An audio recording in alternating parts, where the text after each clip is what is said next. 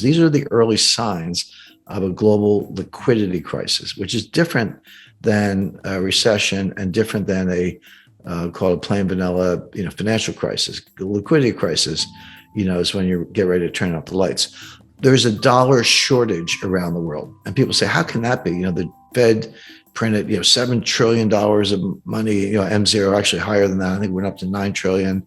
They just flooded the zone with money, and the answer is yes and no. Yes, they did print over $7 trillion of base money, so-called M0. But that money didn't go anywhere. The Fed, how does the Fed print money? Well, they buy bonds from dealers, from the big banks, the so-called primary dealers. So the open market desk at the Federal Reserve Bank of New York calls up Goldman Sachs, they offer me 10-year notes. Goldman says, here's a price. Okay, done. Goldman delivers the notes to the to the Fed, and the Fed pays Goldman. And that money comes out of thin air. That is money printing.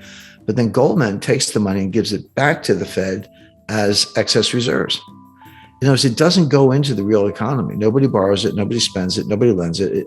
All that happens is at the Fed, you're building up both sides of the balance sheet. You're building up the asset side with U.S. Treasury securities, and you're building up the liability side with deposits from the primary dealers in the form of excess reserves. So that money doesn't do anything. I mean, it's printed, if you want to say that, but it has not caused inflation. The inflation comes from, as I discussed earlier, from the supply side, the price of oil, supply chain disruptions, wheat, food, gasoline, et cetera. The inflation is flooding in, and it's exacerbated by fiscal policy. Now, you have to, what I just described about the money printing, that's monetary policy. Okay. But fiscal policy, which is the 5 or 6 or probably $7 trillion of deficit spending, that's helicopter money. When the federal government and the Congress and the Treasury hand out checks, that's helicopter money. That's not like giving Goldman money and then Goldman gives it back to you. Forget that. It doesn't do anything. I mean, it exists. It doesn't do anything. But when the government hands out checks, that's real. Now, some people saved them during the pandemic. A lot of millennials opened accounts on Robinhood and started trading cryptos. They could, kiss that money goodbye. But more recently, that money has been spent, and that's when the inflation really took off. So that was driven not by monetary policy; it was driven by fiscal policy. But getting back to the strong dollar, there's something else going on, which is the entire international monetary system is driven not by the Fed, but by Eurodollars, by money that banks lend to each other so that they can support their balance sheets and lend to customers or offer transactions to customers if they will. And the main transactions is approximately $1 quadrillion of derivatives, options, futures, forwards, swaps, swaptions, I could go on and on.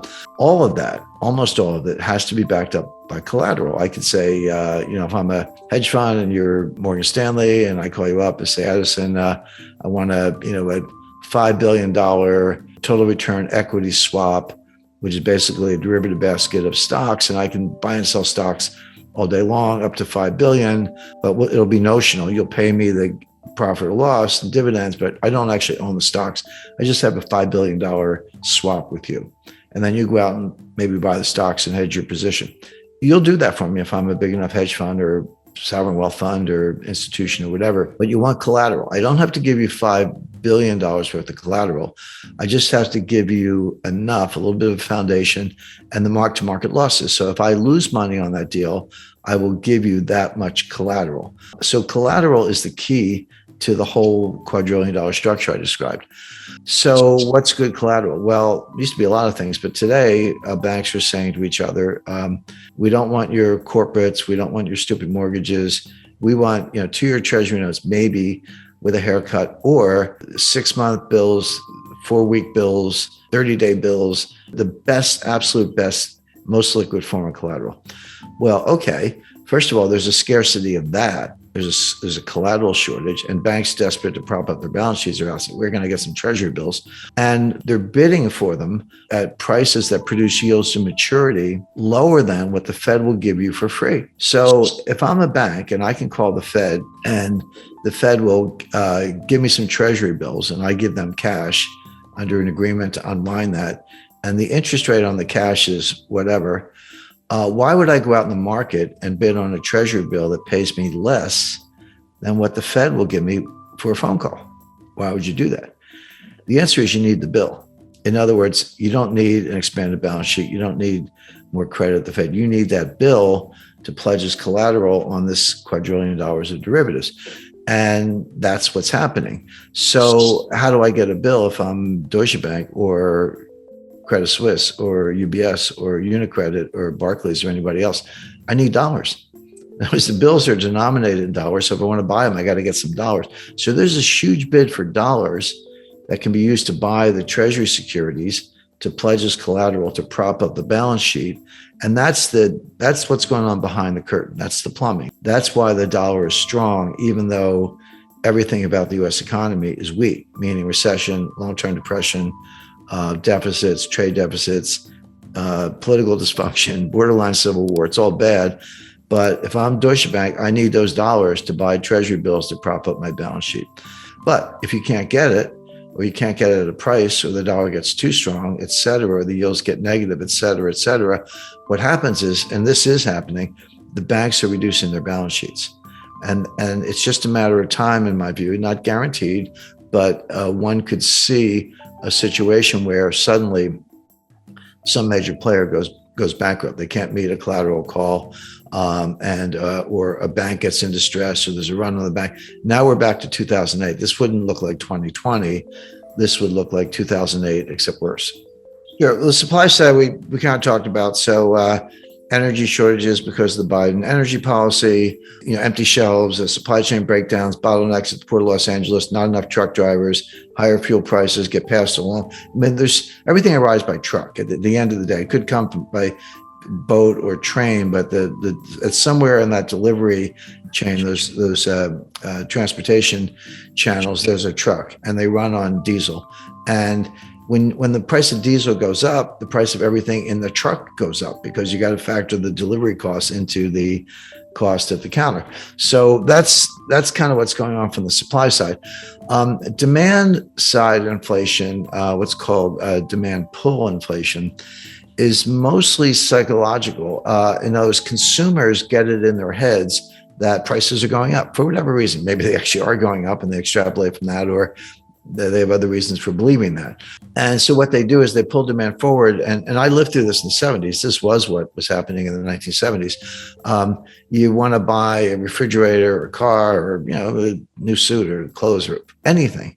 And you go, you know what? I better go buy it now, right now, because it's going to be, if I wait 3 months or 6 months, it's going to be a lot more expensive. So you do, but what you're doing, you're pulling all that demand forward, and it feeds on itself. Prices are going up because there's more demand, possibly combined with supply shocks. And then when the prices go up, it validates the narrative. It's like, oh, see, I told you, prices went up, better go buy more. And it just feeds on itself. So, but they're very different. So the Fed, it's one thing to say the Fed can't do anything about the supply side inflation. The Fed can't do anything about it. The Fed doesn't drill for oil. They don't drive trucks.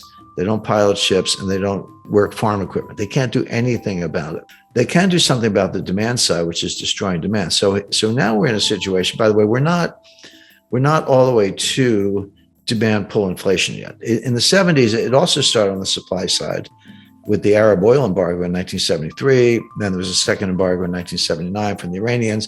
So those supply shocks did tip over into the demand side, and then it just has a life of its own. We're not at that point yet. We're getting dangerously close. We definitely have it from the supply side. It hasn't yet affected the consumer side of it. In fact, consumers are pulling in their horns. I mean, they say the cure for higher oil prices is higher oil prices. In other words, if the price goes up, people will drive less. Or if you lost your job, you might not be driving at all. So there's another way for those prices to come down, which is the high prices themselves destroy demand by themselves.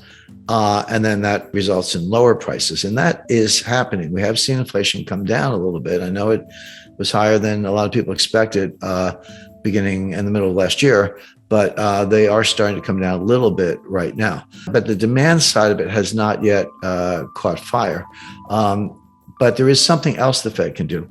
they can destroy demand. So how do they do that? Well, raising interest rates. So what happens? Credit card rates go up, mortgage rates go up, new housing purchases slow down, car financing, leasing rates go up. So people stop buying new cars, et cetera.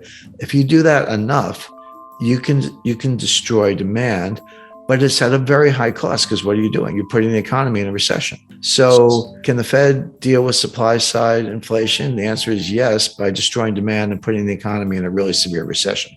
So nice job, Fed. That's between a rock and a hard place. Let it go.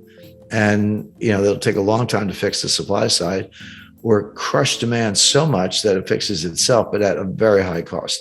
And the Fed is doing the latter. It's a very, very imperfect, blunt instrument, but they are destroying demand. Now, so here's the policy question.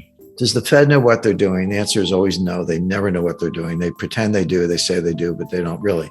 Do they understand what I just said? Not really. So what are they going to do? They're going to keep raising rates because they got to crush inflation. And that's what Volcker did. Leave aside whether that was really the problem, but that's what he did. So Powell is going to keep raising rates, and they may raise them 75 basis points in September, again in November, again in December, into 2023. And you're like, wait a second, Jim, you said we're in a recession and unemployment is going to start to go up, and there's demand destruction because of higher interest rates, and that may result in declines in housing prices. The inflation may cool off. So why is the Fed raising rates into weakness? And the answer is because they don't get it. They're always the last to know. And they're very political. Don't let anyone tell you the Fed's not political. So here we have the situation where the inflation is coming from the supply side. Fed can't do much about it. They can destroy demand, but that'll throw us into a recession. So why are you raising rates into what may be both a coming recession and a global liquidity crisis, which we just talked about? The answer is that's crazy. You shouldn't do it, but it's the Fed, and they probably will.